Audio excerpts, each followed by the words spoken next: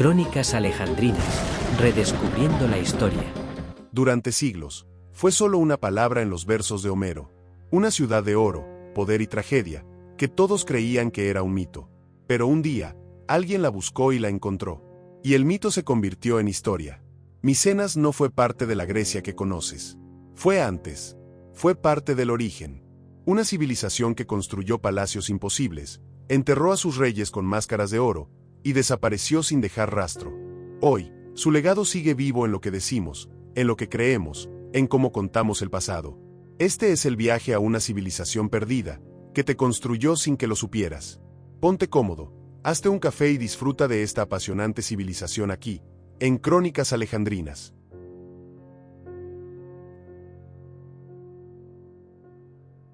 Durante siglos, fueron solo leyenda, hasta que alguien cavó en el lugar correcto. Imagina, oyente, una Grecia sepultada bajo el polvo del mito, un país poblado por héroes arrojados a la guerra y dioses encarnados en bronces y versos.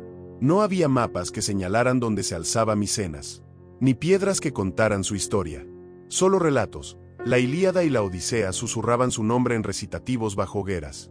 Agamenón gobernaba un reino rico en oro, con anchos caminos, pero nadie sabía dónde estaban esos muros. Hablamos de siglos enteros en los que sus reyes existían solo en la imaginación poética. La arqueología del siglo XIX era un territorio frágil. Escasas herramientas, métodos rudimentarios, paciencia poco extendida. Solo fragmentos aislados sobrevivían al paso del tiempo, cerámicas con líneas apenas reconocibles, declives de colinas, ruinas que se confundían con el entorno. Pero esas huellas eran señales, ecos ofuscados que alguien escogió escuchar. Y entonces apareció un hombre con mirada poética y bolsillos repletos. Heinrich Schliemann, millonario alemán y apasionado creyente de que Homero no mentía. Convencido de que los héroes homéricos eran reales, estaba dispuesto a probarlo con pala y esperanza en mano. Para el mundo, Micenas era solo una historia. Para él, una realidad. Y encontró tarde, pero con certeza, una sorpresa bajo sus pies: la Puerta de los Leones, monumental, amenazante. Allí abrió paso a una ciudad que estaba dormida, esperando ser despertada. No fue el primer arqueólogo en remover la tierra de esa colina. Antes que él, en 1841, Kyriakos Pittakis había descubierto y reconstruido la Puerta de los Leones. Pero Schliemann fue el que fue más allá: excavar sin detenerse, impulsado por una obsesión que combinaba poesía, ciencia y codicia. Bajo su supervisión, y bajo la mirada vigilante de Panayotis Stamatakis, designado por el gobierno griego para asegurarse de que todo hallazgo quedase en Grecia, descubrió un círculo funerario sin paralelo, el Círculo de Tumbas A, que albergaba 5 cámaras mortuorias con unos 20 cuerpos y ajuares de una riqueza deslumbrante: oro, bronce, marfil, ámbar, sellos con escenas de caza o rituales, y la icónica máscara de Agamenón, que pronto daría la vuelta al mundo, aunque hoy sepamos que es varios siglos más antigua que el rey al que la bautizó. Pero no fue solo la fortuna quien le sonrió. Schliemann se basó en escritos antiguos, como los de Pausanias, para orientar su búsqueda. Erróneamente, muchos creían que las tumbas estaban fuera del recinto murado, pero él cavó dentro y encontró la ciudad bajo la muralla ciclópea. Ese día, la ciudad dejó de ser un mito. Y sin embargo, nadie gritó victoria. Porque en sus premuras por llegar a lo más profundo, Schliemann arrasó con capas arqueológicas, sacrificó estratigrafía y contexto en nombre del hallazgo rápido. La comunidad científica protestó, sus métodos fueron cuestionados, su criterio afectado. Pero el resultado fue innegable: Micenas dejó de ser solo un mito. Las siguientes campañas continuaron esta línea de revelación. Christos Tsountas excava entre 1884 y 1902, descubriendo más tumbas, más restos que confirmaban la sofisticación micénica. Luego llegó Alan Basse, quien sacó a la luz las tablillas en escritura lineal B, el lenguaje administrativo de una civilización de palacios. Hallazgos que acercaron Micenas a nuestra comprensión de ellos como sociedad organizada, con contabilidad, burocracia y estructura palaciega. Así, bajo cada palada, se fue armando un rompecabezas. No se trataba solo de oro y máscaras ceremoniales.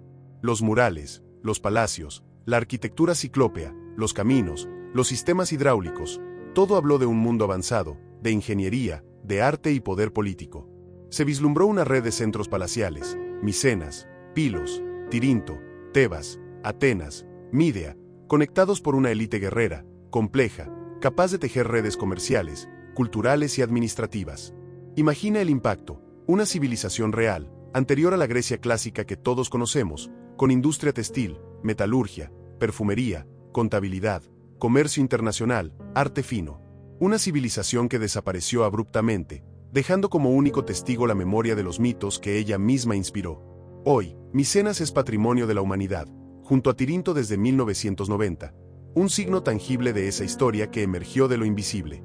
Y tú, oyente, al cerrar los ojos, puedes ver la ciudad renacer desde el polvo, los muros ciclópeos alzándose por la mañana, una armadura de bronce brillando con el sol, una reina cuyos ojos tienen el reflejo de oro. Lo que parecía invención, realidad, lo que parecía mito, verdad recobrada. Ese es el poder del descubrimiento y el inicio de nuestra historia.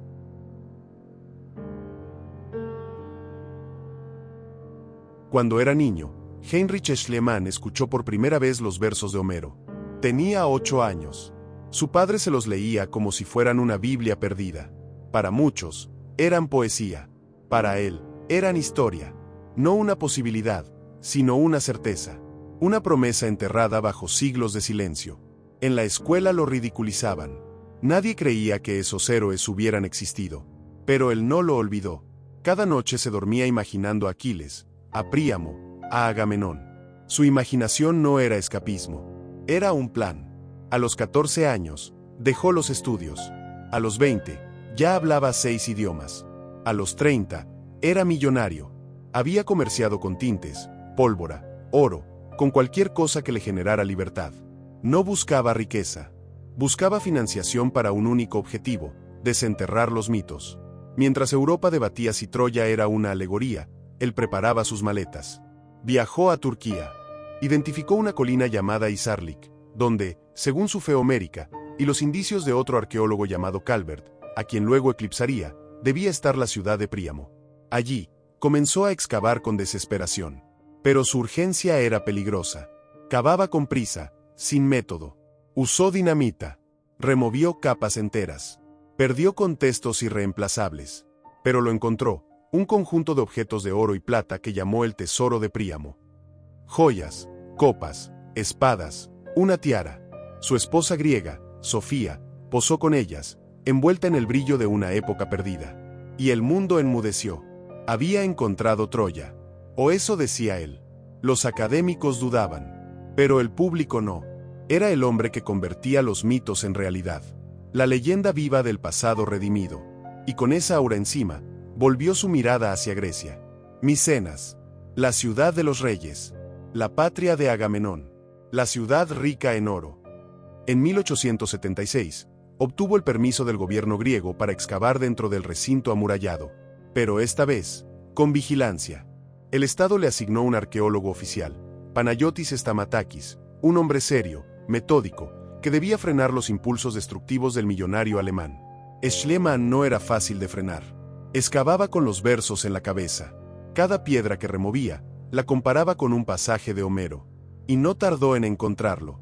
Dentro del área conocida como el Círculo de Tumbas A, descubrió tumbas reales. En su interior, cuerpos cubiertos en oro.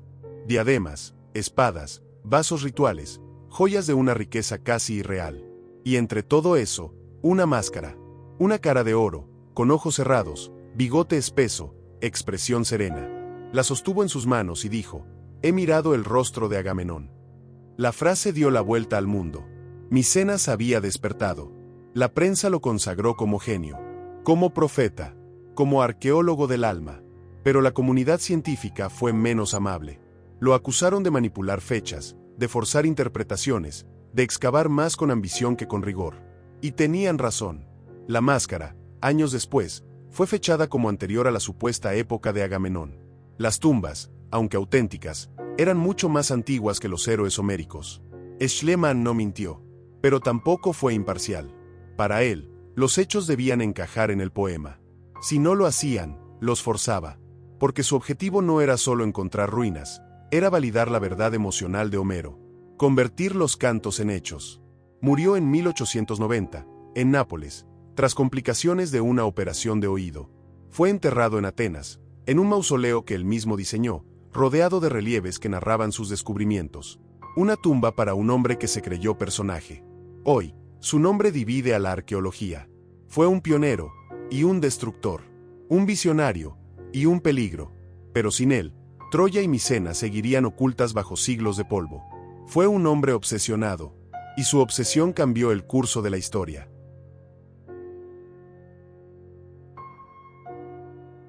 Escucha el viento que recorre los bloques enormes que componen los muros de Micenas. Siente cómo su peso ha permanecido intacto durante milenios, imponente. Cuando el mito habla de una ciudad inexpugnable, no era una metáfora. Micenas fue eso, con sus murallas ciclópeas, gigantescas, nacidas de roca viva como si se hubieran templado en la piel de la tierra. Nuestra historia nos lleva al Peloponeso, a la cima de una colina de 274 metros sobre el mar, rodeada por montañas y barrancos profundos. Una ubicación pensada para resistir la furia de enemigos y el paso del tiempo, dominando rutas, llanuras fértiles y valles estratégicos. En aquel mundo de hace casi 3.500 años, Micenas fue más que una ciudad, fue un palacio real coronado por defensa, símbolo de poder absoluto y redención. Hay huellas claras. La primera muralla surgió hacia el 1340 a.C. Luego, en el 1250, surgió una segunda muralla expandida, abrazando tumbas reales, talleres, hogares de élite. Finalmente, en el 1200, se levantó un nuevo bastión en el nordeste, para proteger una cisterna enterrada en lo profundo, preparada para aguantar asedios. Imagínate al rey caminando junto a su séquito por ese circuito palaciego.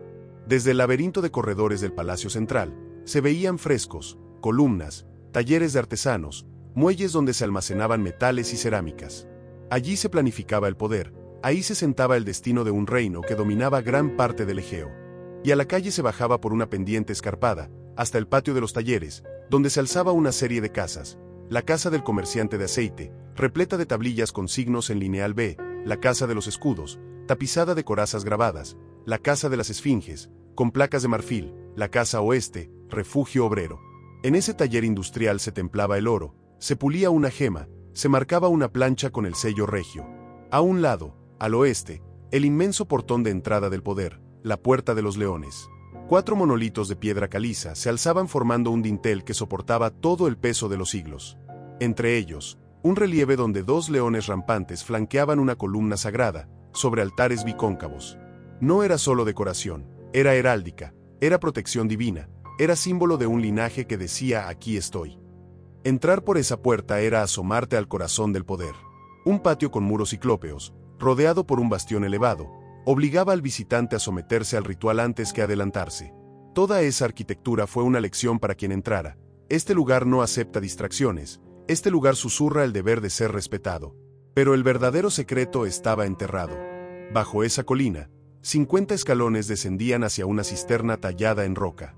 Allí, el agua se recogía desde una fuente distante, en caso de asedio. Esa es la inteligencia de Micenas, planificar la supervivencia. Lo que se veía era esplendor, lo que no se veía era previsión. Con el tiempo, los muros crecieron. No por vanidad, sino por presagio. Porque Micenas tenía aliados, hasta que dejó de tenerlos. Alrededor del 1230 al 1180 a.C., un terremoto, un saqueo, un incendio, o todo junto, destruyó esa corona de murallas. El estruendo sería sordo, pero el impacto fue letal. Algunos edificios se tumbaron, las viviendas se incendiaron. Los talleres se vaciaron en segundos. La ciudad dejó de ser el centro real. Estas periferias palaciegas se congelaron. El pueblo se esfumó. El poder se marchó. Pero eso sería solo el primer golpe. Entre los siglos XII y XI a.C., la colina fue reocupada tímidamente. Algunos almacenes, un pequeño granero, quizás capillas verdes, desaparecieron para siempre poco después. Y cuando Grecia despertó siglos después, Micenas era un eco, un sitio famoso por la tumba de Agamenón, pero sin vida. Hasta eso se perdió. En la edad arcaica y clásica, la ciudad volvió a verse, bajo un templo consagrado a Hera en la cumbre. Micenas envió hombres a las Termópilas y Platea, pero su muralla ciclópea estaba rota. La vecina Argos la atacó y la derrotó en el 468 a.C. Se desmantelaron las defensas, se arrasaron los símbolos de poder. Micenas dejó de ser fortaleza, dejó de ser palacio, empezó a ser mito. Hoy, cuando caminamos por esos muros, los que quedan, podemos casi sentir las cadenas de piedra que contuvieron ejércitos y labraron imperios. El visitante mira la Puerta de los Leones y escucha el retumbar de la historia que resistió. Cada roca, cada línea de sello, cada pliegue en el relieve, es testigo de un reino que, al final, se desplomó, pero su legado es eterno. Esa es Micenas tras los muros, una ciudad hecha para gigantes, una fortaleza palaciega suspendida entre orgullo y caída. Y nosotros, siglos después, la desenterramos para reconstruir la historia, pero también para recordar que el poder, sin planificación, sin previsión, no sobrevive.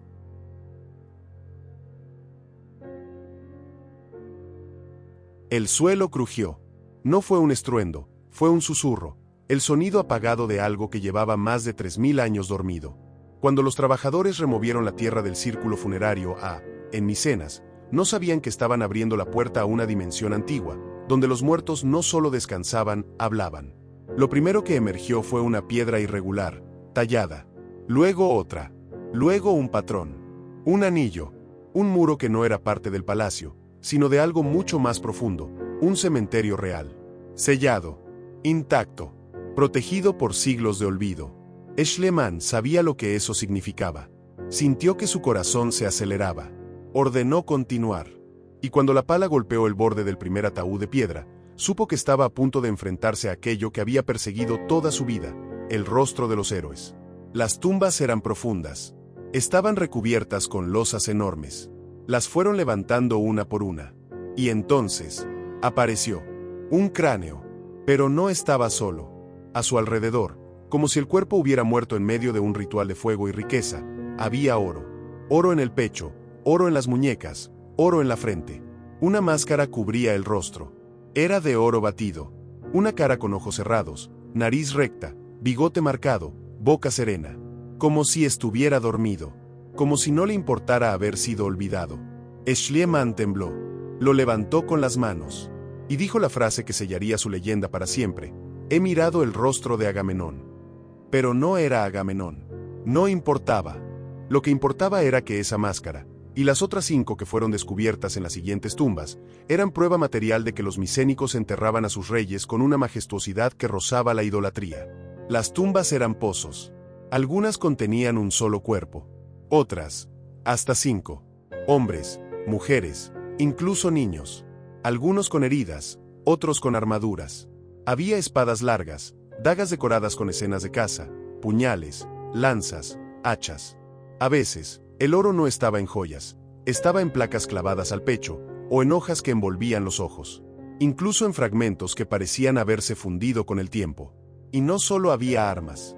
Había copas, jarras, vasos, peines, sellos cilíndricos, cinturones, collares, anillos, ídolos, abalorios de ámbar, alabastro, marfil, cristal. Todo dispuesto como si el difunto fuera a levantarse y continuar gobernando desde el más allá. Cada objeto contaba una historia. Un puñal mostraba una escena grabada en la que 2 leones atacaban una gacela. En otro, una fila de guerreros corría con escudos redondos, como si custodiaran eternamente al muerto. Había una copa de oro puro, sin asas, que parecía tan frágil como si se hubiera forjado con palabras. En otra tumba, una mujer reposaba con un broche en forma de flor, incrustado con piedras semipreciosas. Sobre su pecho, una lámina de oro estampada con símbolos.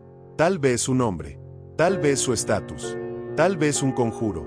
Los más poderosos eran enterrados con exceso, los otros, con sencillez. Y, aún así, todos estaban allí por una razón. Eran parte de una clase gobernante que había aprendido a usar la muerte como escenario político. El entierro era un acto público, un rito, una afirmación de poder, de riqueza, de legado. Cuanto más oro, más eterno el recuerdo. No lo sabían entonces, pero tenían razón. Micenas no tenía pirámides, no tenía esfinges, pero tenía estos pozos. Y estos pozos eran más que tumbas, eran vitrinas, cápsulas de tiempo donde la élite se aseguraba de ser vista por siempre. Pero los cuerpos no eran lo único que hablaba. Las tumbas también guardaban lo invisible, rastros de alianzas. Había objetos que provenían de Creta, otros, del cercano Oriente, ámbar del Báltico, marfil de Siria, armas de técnica egipcia. Cada pieza importada era un trozo de mapa, una línea trazada entre palacios, puertos y reinos lejanos. Lo que yacía en esas tumbas no era solo historia, era geopolítica. Y también había sangre. Algunas armas estaban melladas. Algunos huesos, quebrados. Las máscaras no eran para adornar la vanidad, eran escudos simbólicos. La muerte había sido violenta. Había batalla. Había conflicto. El oro era honor, pero también protección. Los micénicos no buscaban belleza, buscaban inmortalidad. Y la encontraron. Porque cuando hoy entramos en la sala donde esas máscaras reposan, en vitrinas, bajo luces tenues, sentimos algo místico. No estamos viendo arte, estamos siendo observados por el pasado. El rostro de esa máscara, sereno, inexpresivo, invencible, no mira a nadie en particular, pero está hecho para que nadie pueda dejar de mirarlo. Schliemann se equivocó en muchos aspectos. Esa no era la máscara de Agamenón. Ni siquiera pertenecía al periodo de la guerra de Troya. Era más antigua, de una época anterior, un linaje anterior. Pero da igual, porque la máscara no habla de Agamenón. Habla de todos los reyes, de todos los que alguna vez pensaron que podían resistir al olvido. Y, de alguna forma, lo lograron. Micenas fue olvidada por siglos. Pero sus muertos, enterrados con oro y silencio, la protegieron hasta que alguien, ciego de ambición, pero no de fe, decidió remover la tierra.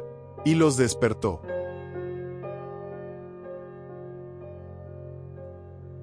Todo imperio necesita palabras. Pero las palabras de los micénicos no estaban escritas en piedra, ni en papiros, ni en libros. Estaban en barro. Y durante siglos, ese barro fue silencio. Imagínate el momento. Un arqueólogo excava una sala oscura en el palacio de Pilos. Levanta una tabla rota, apenas más grande que su mano. Es delgada, tosca, y tiene líneas grabadas con algo que parece una aguja seca. La observa. No entiende nada. Ni letras, ni dibujos, ni símbolos conocidos. Y sin embargo, siente que esa tablilla está diciendo algo. Así empieza la historia de las escrituras que no hablaban. Durante más de 3000 años, esas marcas esperaron bajo la tierra. Marcas trazadas cuando el barro aún estaba húmedo. Luego secadas al sol, apiladas en estantes, usadas para llevar cuentas.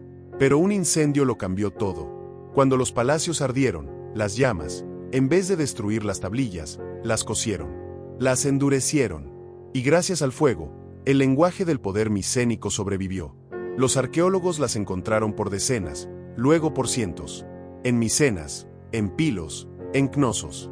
Pequeñas, rectangulares, quebradas, llenas de signos rectos, lineales, repetitivos. La llamaron lineal B, para distinguirla de su hermana cretense, la lineal A, que aún hoy sigue sin ser descifrada. Al principio, no sabían qué era. ¿Un lenguaje? ¿Un código? ¿Una fantasía? Nadie lograba entenderlo. Los signos no coincidían con el alfabeto griego, ni con el fenicio, ni con ninguna otra lengua conocida.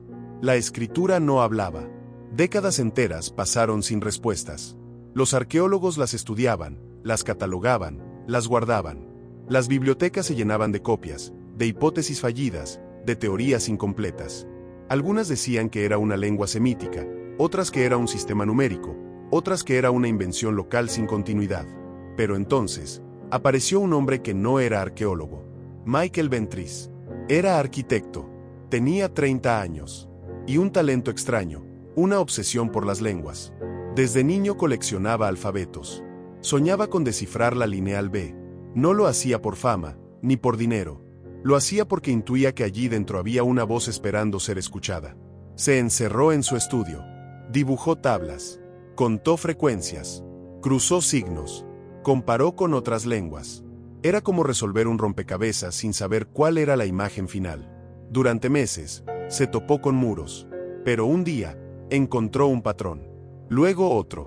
Luego una sospecha. ¿Y si era griego? Nadie lo creía. La teoría dominante decía que el griego no podía haberse escrito tan temprano, que los micénicos eran anteriores a cualquier forma de griego escrito. Pero Ventris no obedeció. Siguió cruzando signos, hasta que las palabras empezaron a formarse. Rey, copa, aceite, templo, nombres de dioses.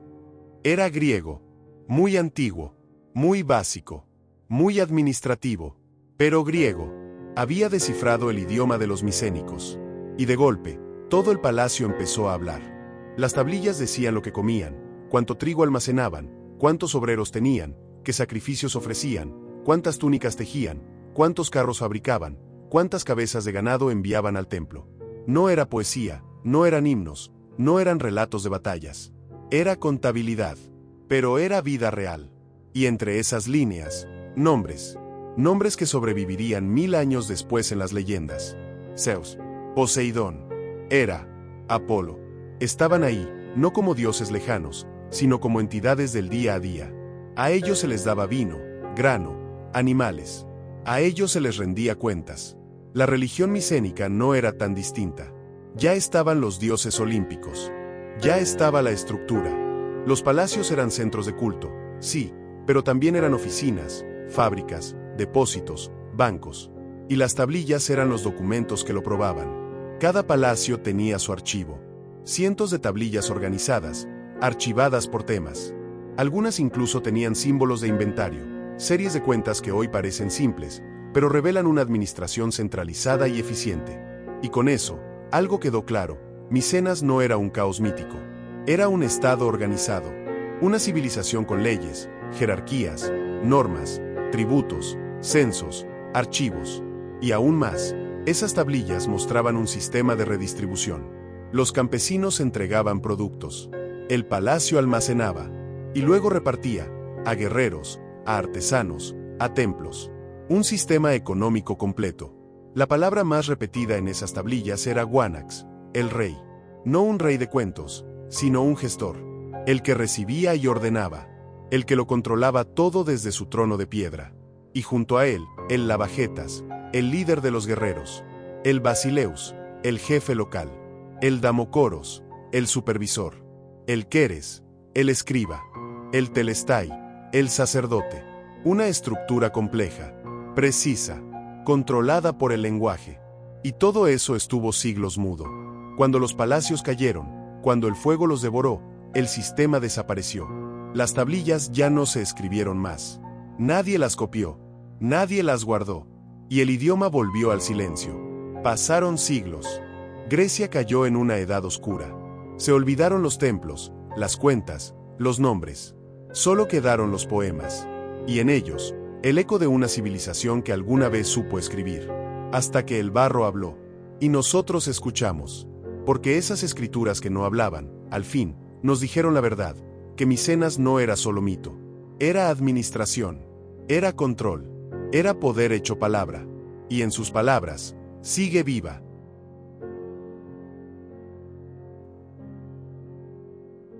El aire olía a ceniza. La madera aún humeaba.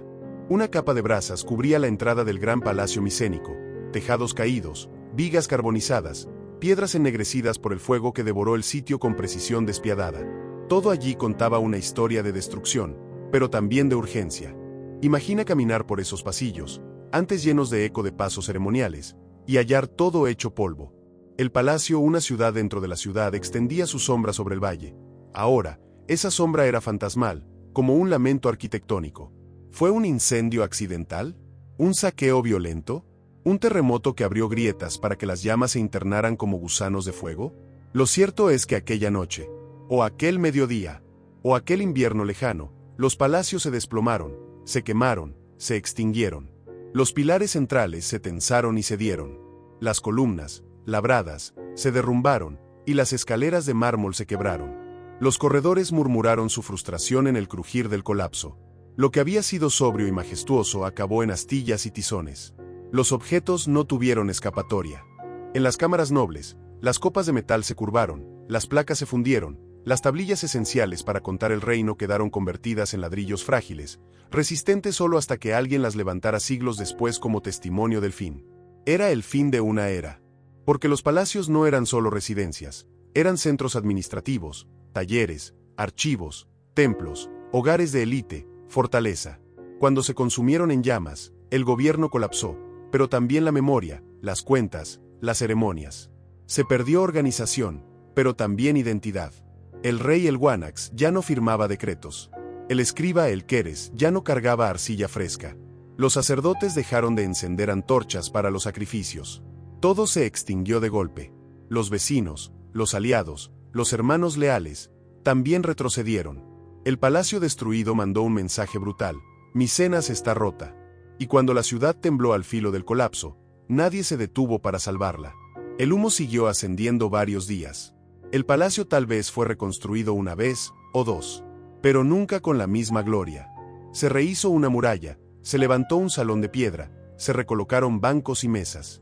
Pero la estructura palaciega ya no tenía alma. Lo que era centro, pasó a ser periferia. Lo que era corazón, solo fue herida. Tras ese incendio inicial, comenzó el éxodo silencioso. Familias ricas migraron hacia colinas, lejos del humo. Campesinos dejaron de traer tributos. Artesanos abandonaron sus talleres. El palacio se convirtió en ruina y, con el tiempo, en símbolo. Durante siglos se preguntaron qué pasó. ¿Fue un incendio ritual? ¿Una guerra civil? ¿Un cataclismo? ¿Una hambruna que provocó rebelión? El fuego no respondía. Solo hablaba en crepitaciones que se apagaban en el viento. Y mientras eso ocurría, la escritura dejó de fluir. Las tablillas cesaron. El idioma administrativo murió con el fuego, junto con los poderosos. Con ese incendio se extinguió gran parte del conocimiento palacio. Al menos 20 generaciones se quedaron sin entender las normas previas, porque no hubo archivo que contarla. Los hombres olvidaron cómo operar estructuras tan complejas. Volvió la fragmentación, y el poder se dispersó. Lo que vivía como un reino centralizado se convirtió en aldeas dispersas, sin mando único. La memoria volvió a ser mito. Los templos cayeron. Las tumbas permanecieron, tapadas por la tierra y el tiempo, como cofres a la espera. Pero el palacio, lo que era su centro de poder, desapareció, convertido en ruinas humeantes. Y durante siglos, nadie comprendió lo que había sido. Y fue necesario desenterrar, interpretar, reconstruir. Y aquí estamos. El fuego no destruyó solo un edificio. Apagó un corazón, un sistema, una civilización. Y desde las ruinas, surge la pregunta, ¿cómo reconstruimos desde el humo? Y la respuesta, la dirá el arqueólogo que excave, el historiador que interprete, el guionista que narre.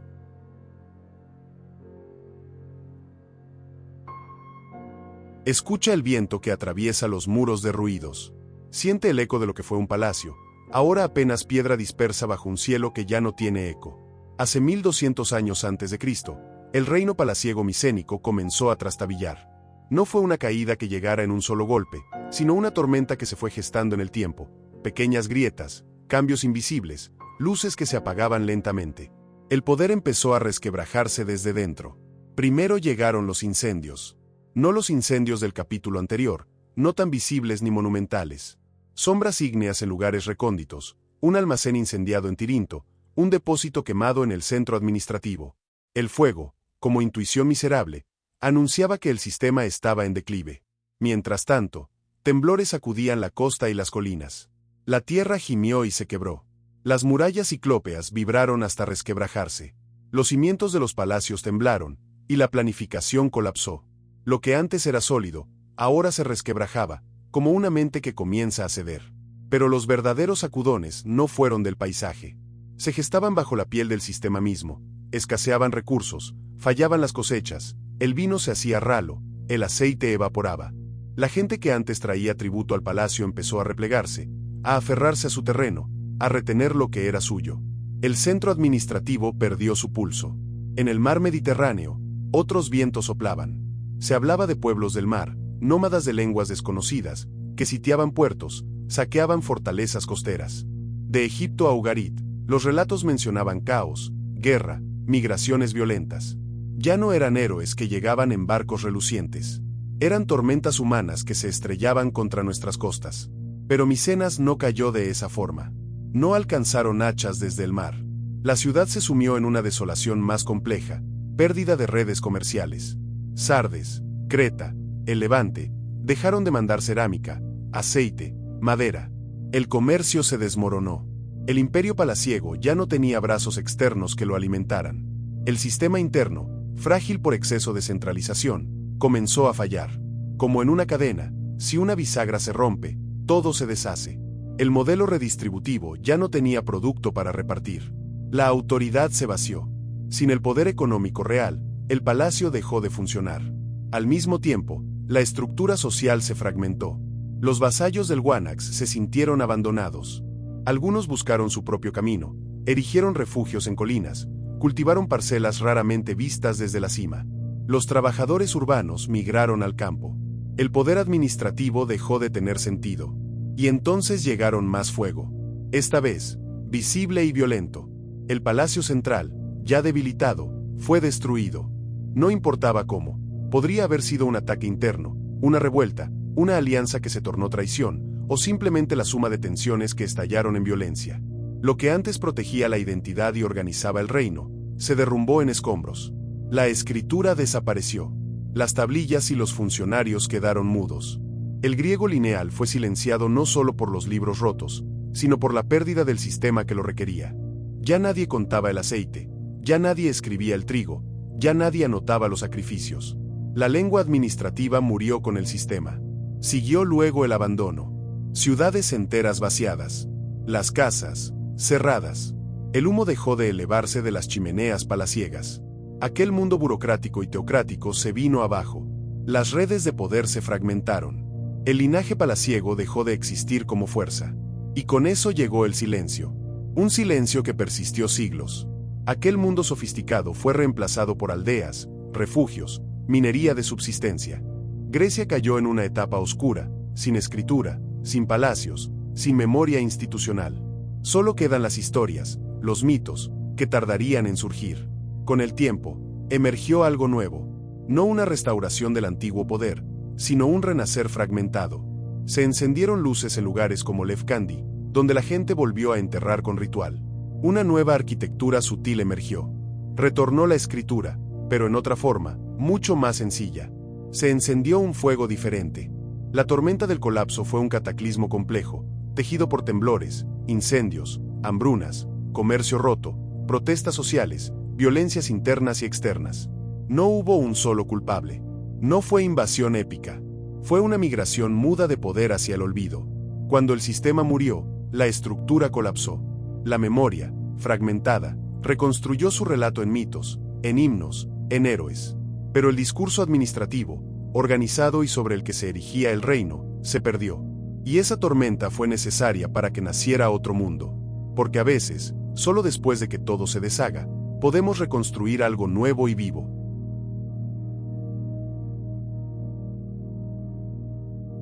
Cuando el eco del último portal micénico se apagó, el Egeo se llenó de silencio. Fueron siglos mudos. No hubo gobernantes que anunciaran el alba, ni sacerdotes que prendieran hogueras al amanecer. Lo que hubo fue silencio. Un vacío que se extendió como una sombra mar adentro, hasta las islas que antes habían florecido con cerámica, religión, comercio. El susurro inteligente de Micenas ya no cruzaba el mar. Después del colapso palaciego, el mundo micénico dejó de ser un centro vibrante de redes e ideas. El sistema administrativo se derrumbó. La escritura desapareció. No quedaban tablillas. Nada hablaba.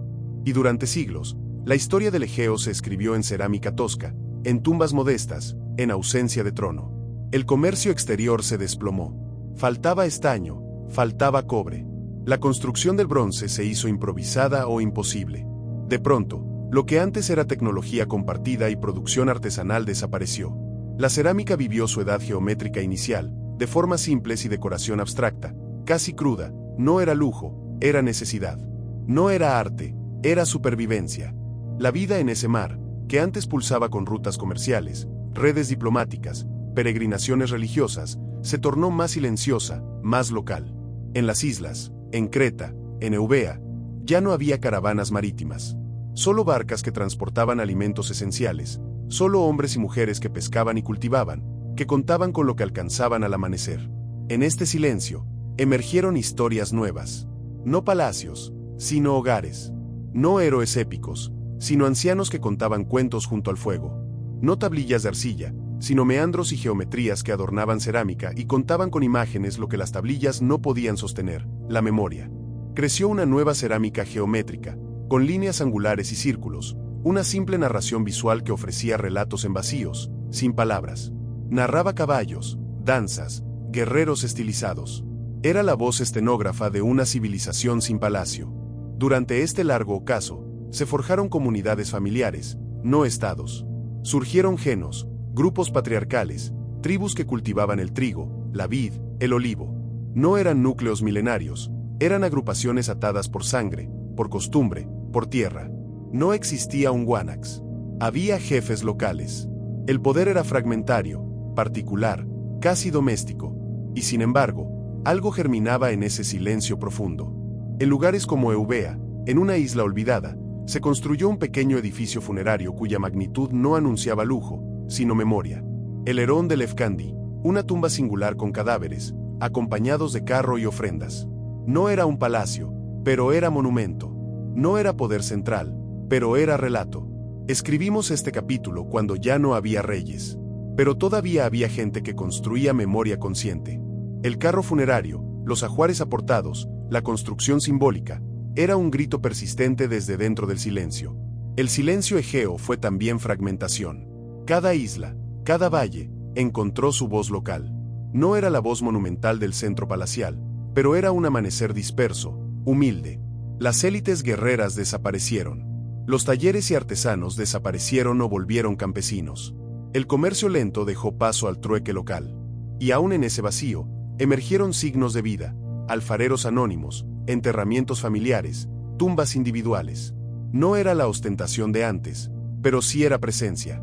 La memoria continuaba, minúscula, febril, humana. No existía escritura, pero sí existía un idioma oral que todavía recordaba historias viejas, aunque nadie las escribiera. No había palacios, pero sí hogares que celebraban ritos. No había palacios, pero sí una antigua religión que sobrevivía en nombres de dioses, Zeus, Hera, Poseidón, mencionados en susurros. Aunque no se escribiera. Era un mundo sin tronos que aspiraban al dominio, sin tablillas, sin ruta marítima. Pero el Egeo nunca dejó de cantar, aunque solo el oído atento captara sus notas extraviadas. Ese silencio fue la preparación. Fue el espacio donde flotó el mito. Donde la palabra latente, como Homero, como la historia no escrita, esperó su momento.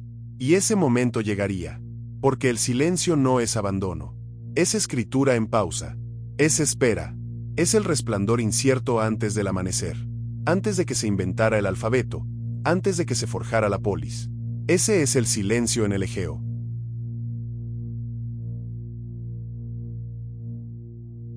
El polvo se asienta sobre las ruinas. Los frescos se desgastan. Las piedras empiezan a murmurar historias olvidadas. Pero, contra toda premisa, la voz de Micenas no murió del todo. Sus huellas quedaron, persistentes en la memoria de una Grecia que nacería siglos después. Después del silencio del colapso, el Egeo regresó a su rumor habitual, el golpeteo de olas contra casco de barco, el graznido de gaviotas, el crujir del faro. Pero esas olas llevaban semillas del pasado. La cultura micénica emergía como un tenue eco que germinaría en formas nuevas. En el siglo VIII a.C., algo cambió. Las ciudades volvieron a levantarse. La escritura regresó, esta vez con un alfabeto surgido del fenicio, ideado para el griego. Pero las palabras que nacieron no surgían de la nada, llegaban desde Micenas, aunque apenas lo supieran. Las voces que Homero recitaba, los nombres que entonaban, eran ecos distorsionados de aquel griego antiguo de palacio, del lineal B descifrado luego por Ventris. La voz no era igual, pero la melodía recordaba.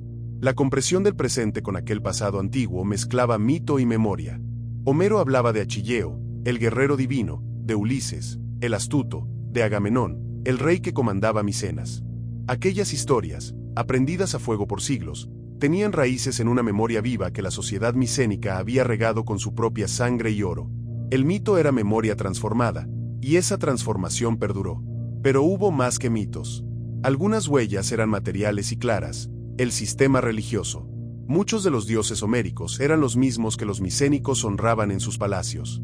Poseidón, Hera, Ares, Atenea, los nombres variaban su pronunciación, pero la divinidad se mantenía intacta. Y luego, las formas artísticas.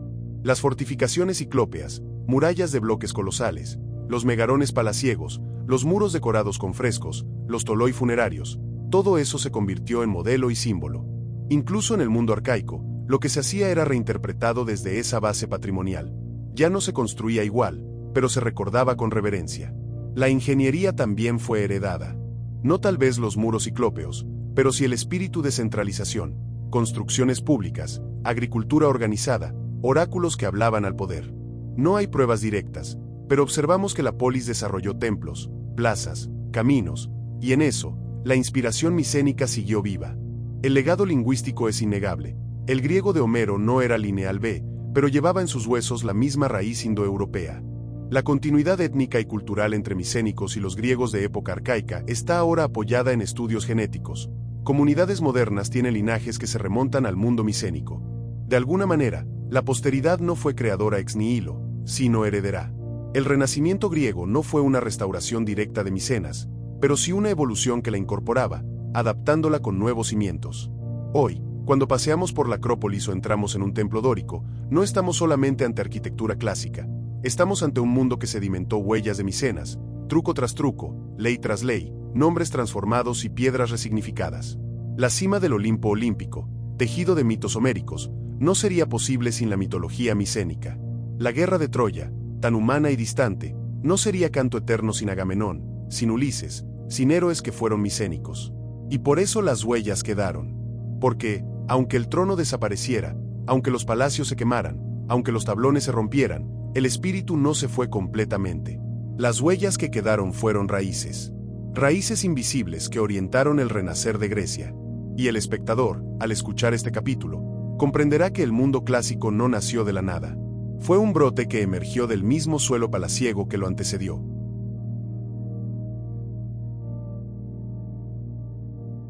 Imagina caminar por Grecia y no ver ruinas, no ver columnas, no ver templos, no escuchar el eco de nombres antiguos. Solo tierra, solo piedra, solo viento. Así estuvo Micenas durante siglos. Olvidada, silenciada, sepultada bajo capas de polvo, ignorancia y tiempo. Y, sin embargo, seguía ahí, porque no todo legado se mide en monumentos. Algunos están grabados en la forma en que hablamos, en cómo pensamos, en lo que creemos sobre el poder, la muerte, la memoria, el heroísmo. Hay huellas que no ves, pero que te atraviesan. Eso fue Micenas. Durante generaciones enteras, la humanidad creyó que los héroes de la Ilíada eran ficción, que Agamenón, Aquiles, Ulises eran solo personajes de poemas, que su mundo era una fantasía sin anclaje histórico. Y luego alguien cavó, y el mito sangró historia.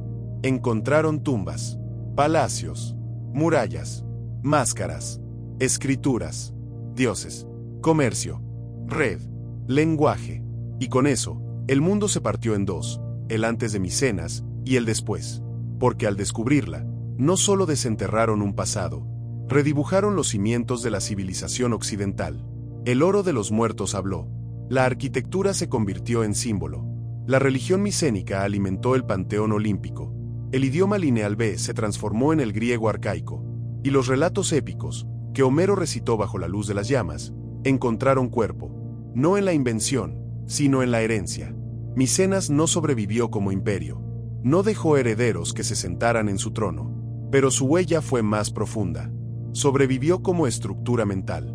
Como modelo, la organización palaciega, el concepto de redistribución, la noción de archivo, la arquitectura del poder, el rol del rey sacerdote, la lógica de las ofrendas, el valor del ritual funerario, todo eso moldeó la Grecia posterior. Invisiblemente, Micenas también nos enseñó algo más.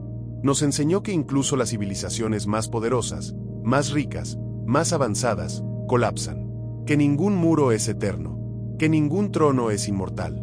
Pero también nos enseñó que hay memoria más fuerte que el fuego. Porque cuando todo se apagó, cuando los palacios ardieron y las escrituras se extinguieron, cuando el Egeo enmudeció, la memoria sobrevivió en la voz humana, en las historias que se contaban al calor del hogar, en los nombres que pasaban de padre a hijo.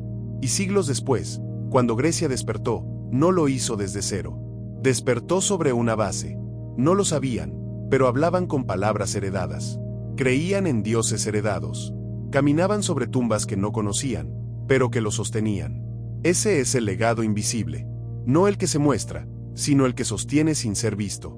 Hoy, cuando visitas una Acrópolis, cuando lees a Sófocles, cuando escuchas la palabra democracia o tragedia o héroe, estás tocando algo que comenzó hace más de 3000 años, en los corredores del Palacio de Micenas. Y sin embargo, casi nadie recuerda su nombre. Micenas no tiene el brillo de Atenas ni la gloria de Esparta. Su historia no se enseña con la misma intensidad. Pero es la raíz, el germen, la base que todo lo permitió. Y esa es la gran paradoja del legado invisible. No necesita que lo veas. Solo necesita que vivas con él. Que lo habites. Micenas vive en la arquitectura, en los archivos, en los sistemas que usamos para contar, clasificar, controlar. Vive en los relatos que elegimos contar. En cómo entendemos la gloria, la guerra, el honor, la caída. En cómo asumimos que todo esplendor tiene un precio, Y todo colapso, una semilla. Porque el legado de Micenas no fue durar. Fue preparar. Y hoy, gracias a arqueólogos, historiadores, soñadores y narradores, su voz volvió. Estaba bajo tierra, pero nunca se había ido. La historia no se escribe en los libros. Se escribe en la piedra. En lo que vivimos. En lo que decidimos guardar. Micenas fue un mito, hasta que alguien decidió buscarla. Y tú también puedes hacerlo. Suscríbete a Crónicas Alejandrinas y acompáñanos a desenterrar los secretos del pasado que el tiempo intentó borrar. Dale like si esta historia te cambió la mirada. Comenta si hay otra civilización que aún no conocemos lo suficiente. Y comparte este video con quienes creen que la historia solo vive en museos. Porque aún quedan muchas crónicas por ser contadas.